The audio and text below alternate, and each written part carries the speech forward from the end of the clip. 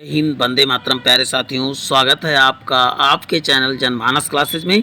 आपको स्क्रीन पे दिख रहा है हिंदी माध्यम के लिए जो है यूथ पब्लिकेशन का जो है आपको क्वेश्चन आंसर का प्रीवियस ईयर क्वेश्चन आंसर मिलने वाले हैं। और एसएससी के लेटेस्ट जितने भी पेपर हुए सबके आपको इसमें मिलने वाले हैं। और भी चैप्टर वाइज होने कितने 26,080 क्वेश्चन इसमें TCS PYQ मिलने वाले हैं। और भी सबसे बड़ी बात है, चैप्टर वाइज और टॉपिक वाइज हैं, आप इजीली इनको पढ़ के याद कर सकते हो। कितने 957 सेट हैं और सभी को मैं ऑनलाइन कराने वाला हूं प्यारे साथियों। तो बने रहें, इसका आपको बहुत बेहतरीन फ़ायदा मिलने वाला है। आप इसको चाहे तो मार्केट से परचेज करके भी पढ़ सकते हैं, और नहीं तो छोटे छोटे वीडियोज़ के माध्यम से हम कंप्लीट कराते रहेंगे। एसएससी का किसी भी परीक्षा की तैयारी करते हैं तो आपके लिए वीडियो बहुत ही हेल्पफुल साबित होने वाला है। बने रहें। अब प्राचीन इतिहास आप देख रहे हैं, इसी यूथ पब्लिकेशन का पूरा डिस्क्रिप्टिव है, यानी क्वेश्चन है उसका पूरा डिस्क्रिप्शन आपके सामने दिया गया है।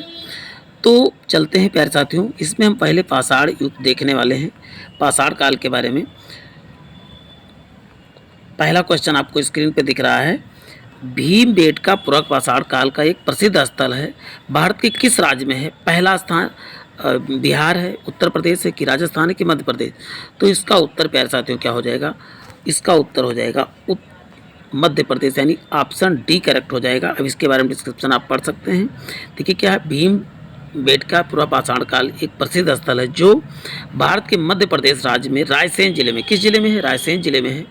यहाँ के चित्र भारतीय उपमहाद्वीप में मानव जीवन के प्राचीन चिन्ह हैं, इसमें मिले हुए हैं।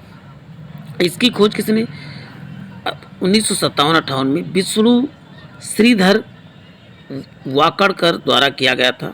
इसे सन 2003 में यूनेस्को का विश्व धरोहर सूची में इसको कब बनाया घोषित किया गया? तो सन 2003 में घोषित किया गया। नेक्स्ट क्वेश्चन है प्यारे साथियों, इसमें क्वेश्चन है, भारतीय इतिहास के किस काल में मिट्टी के बर्तनों को पता लगाया था? मिट्टी के बर्तन का पता कब लगाया गया?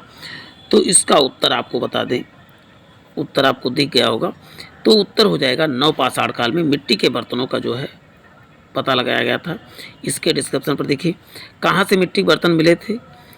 तो देखिए मिट्टी बर्तनों का सबसे पहले जो है प्रमाण कहाँ से? मेहरगढ़ के नवपाषाण युग में मिला था।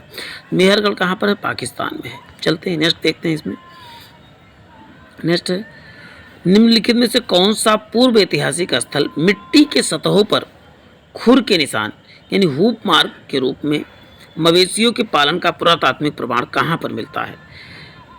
किस जगह पे? मेहरगढ़ में, कोल्डिहवा में, या महादहा या गुफरकराल में? तो इसका उत्तर आपको बता दें प्यारे साथियों, उत्तर सी करेक्ट हो जाएगा, महागढ़ा से।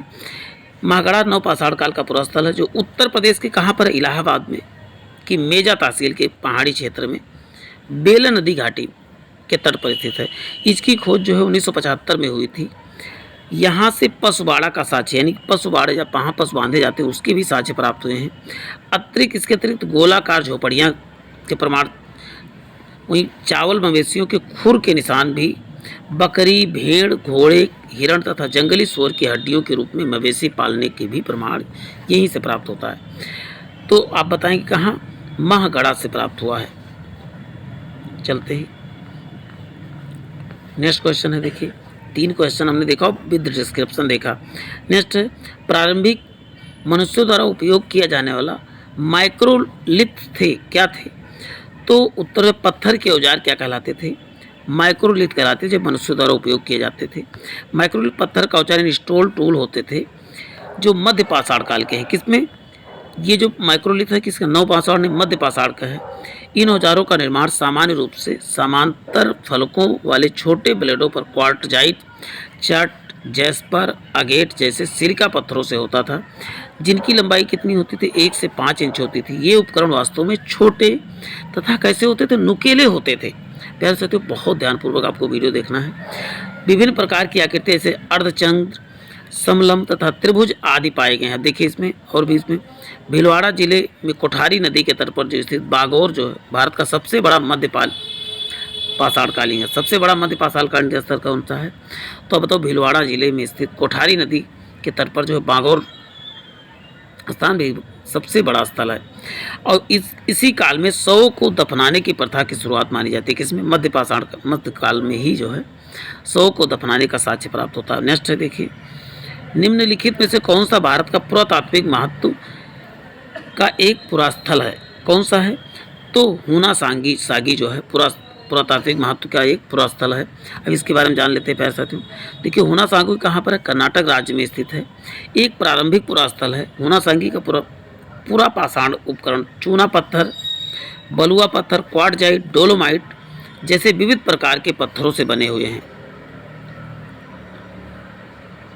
किससे एक बार फिर से रिवाज के लिए, बलुआ पत्थर, क्वार्टजाइट, डोलोमाइट, चर्ट, इन सब पत्थरों से क्या बनाए जाते थे? तो हथियार कह सकते हो या उपकरण बनाए जाते हैं।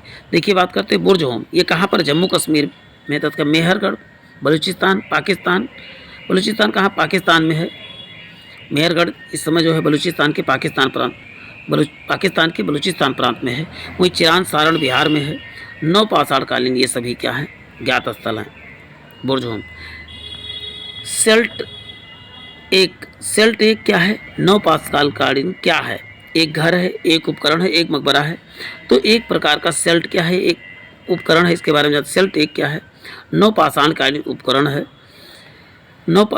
पूरा पाषाण काल के विपरीत इस अवधि में लोगों ने पॉलिश किए गए पत्थर के औजारों और कुल्हाड़ियों का उपयोग करना शुरू किया था, जिन्हें सेल्ट कहा गया। पत्थर के औजारों को जो है क्या कहा गया? सेल्ट कहा गया। किसमें? नवपाषाण कालीन काल में जो सेल्ट इसी को कहा गया। नेक्स्ट है, प्रागैतिहासिक काल के पहले युग को क्या कहा जाता था? प्रागैतिहासिक काल के पहले युग को क्या कहते थे? तो इसका उत्तर प्यारे साथियों क्या बताएंगे? नवपाषाण है कि धातु युग है कि ताम्रपाषाण? तो प्रागैतिहासिक काल के पहले युग को क्या कहते थे? पूरा पाषाण युग कहा जाता था। बने रहें। नेक्स्ट देखिए क्वेश्चन, इसमें पूरा पाषाण काल प्रागैतिहासिक युग का समय है, जबकि मानव पत्थर के औजार बनाने से पहले आरंभ किया था। यह काल जो है 25 लाख वर्ष पूर्व से लगभग 3000 वर्ष पूर्व तक माना जाता है। इस दौरान मानव का इतिहास जो है 99% विकास हुआ था। कितना? 99% विकास हो चुका था। इस काल के बाद मध्य पाषाण युग का प्रारंभ हुआ, जब मानव ने पशुपालन शुरू किया। पशुपालन कब शुरू किया था? मध्य पाषाण काल में। भारत में जो है पूरा पाषाण काल में अवशेष तमिलनाडु के मल्लपुरम, या देखिए इसमें पढ़ सकते हैं कहाँ कहाँ से प्राप्त हुआ। अब नेक्स्ट देखिए, किस पुरातात्विक स्थल से गर्तावास मिले थे? पहला है फलवेव, मेहरगढ़, रणघुंडई या बुर्ज होम? तो इसका उत्तर प्यारे साथियों क्या बताएगी? बुर्ज होम से क्या है? गर्तावास, यानी गड्ढे बना के लोग रहते थे। ये बुर्ज होम से प्राप्त हुआ। बुर्ज होम कहाँ है? जम्मू कश्मीर में है। देखिए कहाँ पर? बुर्ज होम एक नवपाषाण युगीन जो है पुरातात्विक स्थल है। कहाँ? जम्मू कश्मीर में। यहाँ की कई प्राचीन भूमिगत गर्तावास यानी गड्ढे के आवास बना के बुर्ज होम में मालिक के मर जाने पर उसके शव को पालतू कुत्ते के साथ दफनाया जाता था। पालतू कुत्ते के साथ भी उसके मालिक के साथ पालतू कुत्ते को भी दफना दिया जाता था बुर्ज होम में। मेहरगढ़ नवपाषाण काल का बस्ती है। पाकिस्तान के किस प्रांत में है? तो ये पाकिस्तान के बलूचिस्तान प्रांत में है। देखिए, मेहरगढ़ पुरातात्विक दृष्टि से जो है महत्वपूर्ण एक स्थान है, जहाँ नवपाषाण युग के बहुत सारे अवशेष मिले हैं। यह स्थान जो है वर्तमान में बलूचिस्तान में बोलन नदी के किनारे स्थित है। यहाँ प्राचीनतम कृषि, पशुपालन तथा संबंधित साक्ष्य प्राप्त हुए हैं। पुरातात्विक स्थल इनाम गांव कहाँ पर स्थित है? इनाम गांव जो है आप बताएंगे प्यारे साथियों, कर्नाटक में है कि उत्तर? तो इसका उत्तर हो जाएगा महाराष्ट्र में इनाम गांव स्थित है। नेक्स्ट देखिए, पुरातात्विक स्थल इनाम गांव भारत के महाराष्ट्र राज्य में स्थित है। यह भीमा नदी की सहायक नदी है, घोड़ नदी के तट पर स्थित है। यह ताम्रपाषाणी संस्कृति से जुड़ा हुआ है। इनाम गांव के लोगों का मुख्य पेशा कृषि था और जानवरों को दूध तथा मांस के लिए पाला जाता था। अब बात है पुरातात्विक स्थल कोल्डिहवा कहाँ पर है? कोल्डिहवा आप बताएंगे उत्तर प्रदेश में। अब सर्वप्रथम क्या है? खाद्यान्नों की उपस्थित जो है कृषि प्रारंभ हुआ था नवपाषाण काल में, तथा मनुष्यों ने जौ, गेहूँ तथा वन्य किस्मों को इस समय उपजाया था। भारतीय उपमहाद्वीप में कोल्डिहवा तथा जो है मेहरगढ़ दोनों क्या है? नवपाषाण युग के हैं। अब बात करते हैं नवपाषाण कालीन बस्तियाँ, जहाँ से चावल और गेहूं के स्पष्ट प्रमाण मिले हैं। नेक्स्ट है, निम्नलिखित में से किस प्रागैतिहासिक भारतीय स्थल होमो इरेक्टस मानव की खोपड़ी पाई गई है? तो हथनोरा में हथनौरा में जो है होमो इरेक्टस नामक जो है मानव की खोपड़ी पाई गई। देखिए इसमें प्रागैतिहासिक काल में मानव सभ्यता के विकास का इतिहास है जो पुरातात्विक साक्ष्यों पर आधारित है। हथनौरा मध्य प्रदेश में नर्मदा घाटी में एक गांव है। इस भारतीय स्थल पर जो है होमो इरेक्टस मानव खोपड़ी पाई गई है। हथनौरा कहाँ पर है ये सबसे बात याद कर लेना जरूरी। कहाँ है? मध्य प्रदेश में स्थित है। नर्मदा घाटी के जीवाश्मों में हाथी, घोड़े, दरवाई घोड़ा, जंगली भैंसों के जीवाश्म के साथ साथ होशंगाबाद जिले में हथनौरा में 5 सितंबर 1982 को 70,000 वर्ष पुराने मानव कंकाल कपाल का अवशेष जो है प्राप्त हुआ। किसने?